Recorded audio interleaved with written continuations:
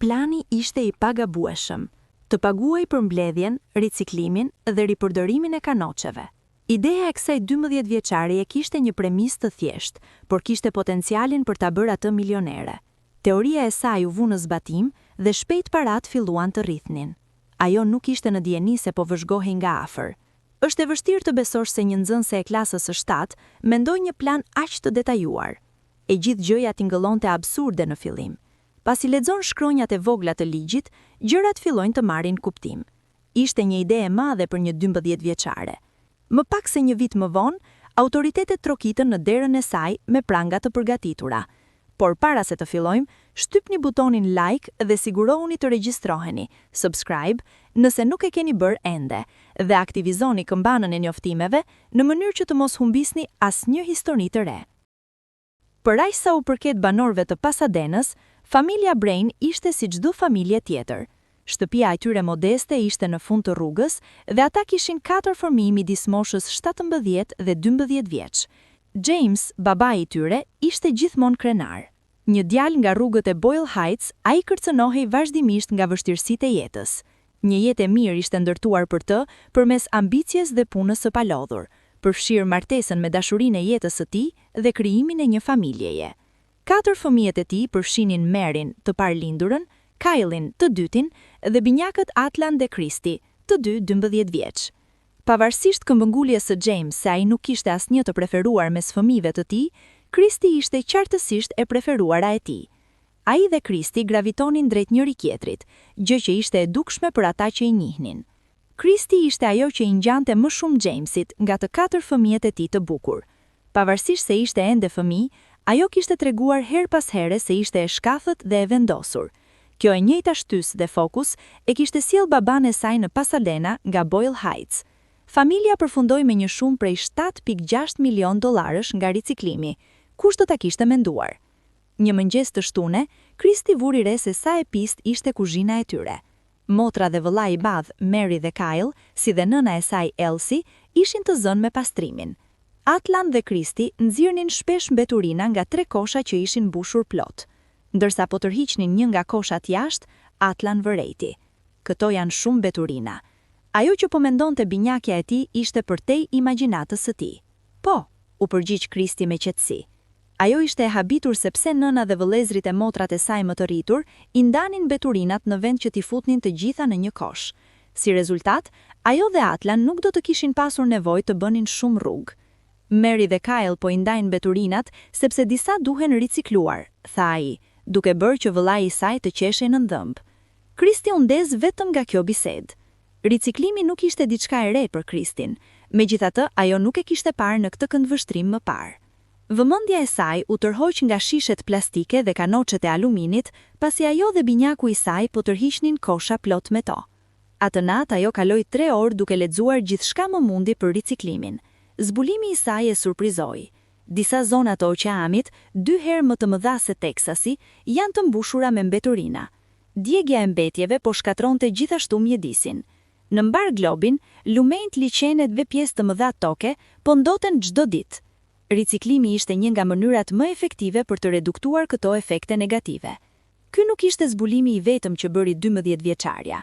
Në shtetin e Kristit, riciklimi mund të përdoret për të fituar para. Ishte e vështirë për mendjen e re ta kuptonte procesin. Megjithatë, ajo thiri motrën e saj të madhe dhe i bëri disa pyetje. Mary u habit nga interesi i ri i motrës së saj për riciklimin, por ajo u tregua e shpejt për të shpjeguar saktësisht se si funksiononte. Kur dikush blen një shishe plastike apo alumini në Kaliforni, ata duhet të paguajnë një shtesë prej 5 deri në 10 cent si vlerë shpërblimi të Kalifornisë. Konsumatori mund t'i marrë këto mbrapa duke i kthyer këto artikuj në një qendër riciklimi kudo në shtet. Christy dëgjoi me kujdes. Tundi kokën sa herë që motra e saj e madhe e përsëriste vargun, ato duhej të shpjegonte përsëri konceptin. Deri në fund të kërkimit të saj, 12 vjeçarja kishte gjysmën e asaj që i duhej për të startuar perandorinë e saj të fitimit të parave. Christy nuk mund të flinte atë natë. Ajo mendoi për gjithë sendet e riciklueshme që largoheshin nga shtëpia e saj çdo shtunë mëngjes. Nëse një kanoçe apo shishe e njëjtë i garantonte asaj midis 5 deri në 10 cent, asaj do t'ju duheshin vetëm rreth 20 të tyre për të bërë $1.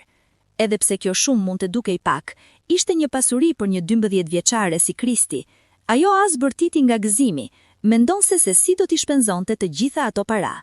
Kristi u zgjua në orën 4:00 mëngjezit, herën e parë në jetën e saj të re. Ajo nxitoi te kompjuteri i familjes për të vazhduar me kërkimet e saj.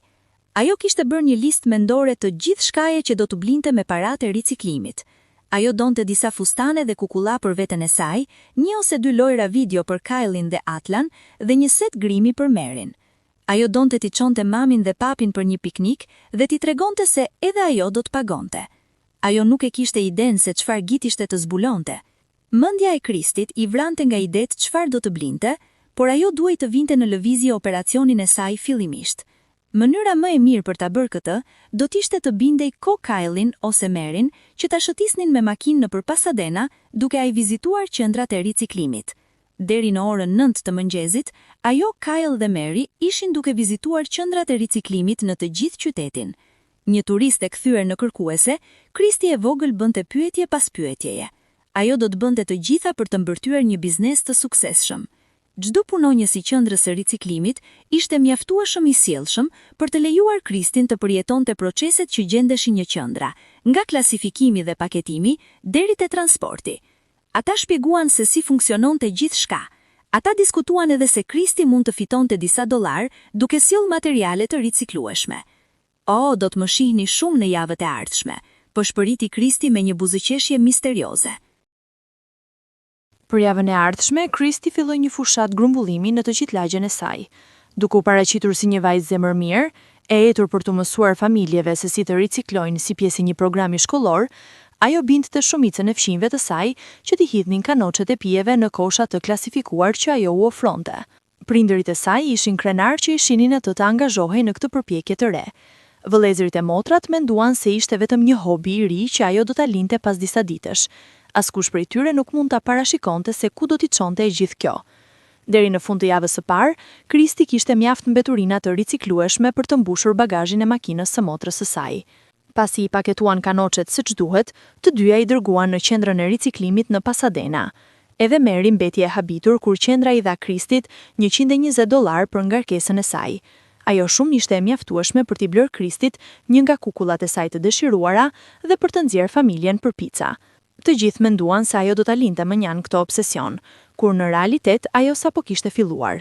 Kristi i dyfishoi përpjekjet e saj. Ajo filloi të lëvizte lart e poshtë nëpër lagjet çdo mbrëmje duke mbledhur mbeturina.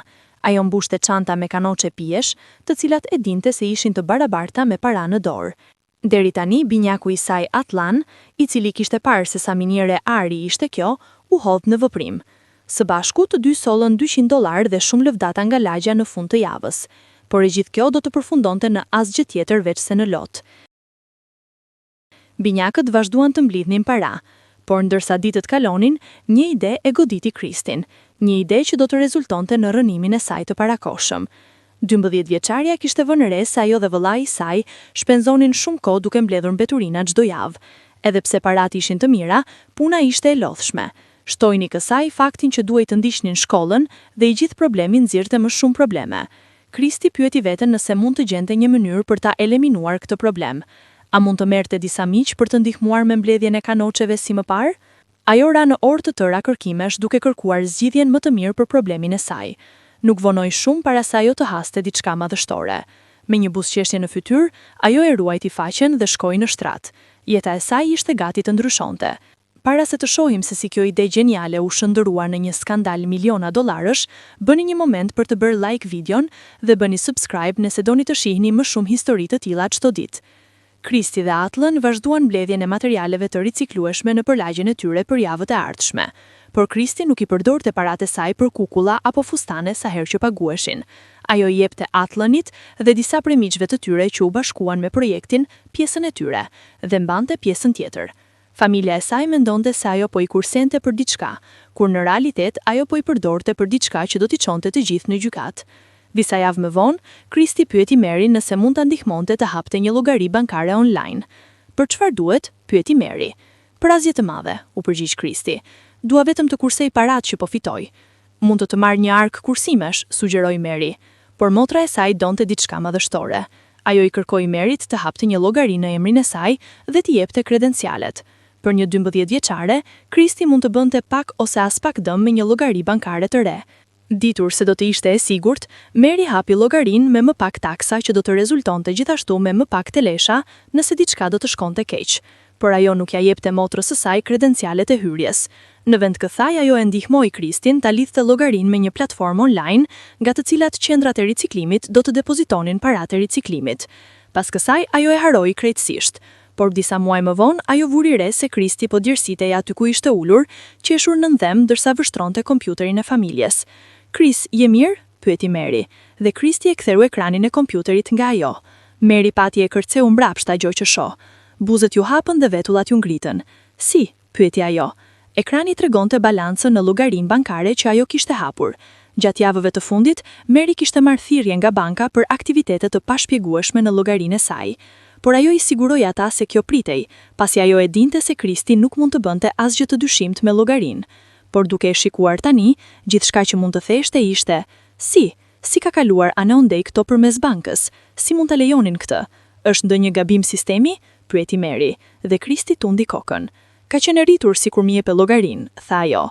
Shuma në ekran shënonte $7.6 milion, që Meri nuk mund ta besonte. Ajo vrapoi të thëriste prindrit e tyre dhe e gjithë familja qëndroi me Kristin për orën e ardhshme duke përpjekur të kuptonin se çfarë kishte ndodhur midis kohës që kishin lënë atë të mblidhte kanoçe dhe tani. Por autoritetet do ta kalonin ata. Banka kishte kontaktuar tashmë autoritetet pas aktiviteteve në llogari. Ata kishin kuptuar shumë të madhe të parave që derdheshin çdo muaj. Ata nuk mund të kuptonin pse të gjitha këto implante riciklimi në përshtet po dërgonin para në një llogari të vetme. Por para se familja të mund t'i shkonte deri në fund të gjithë shkaje, e gjithë lagja u ndriçua nga dritat e kuqe dhe blu.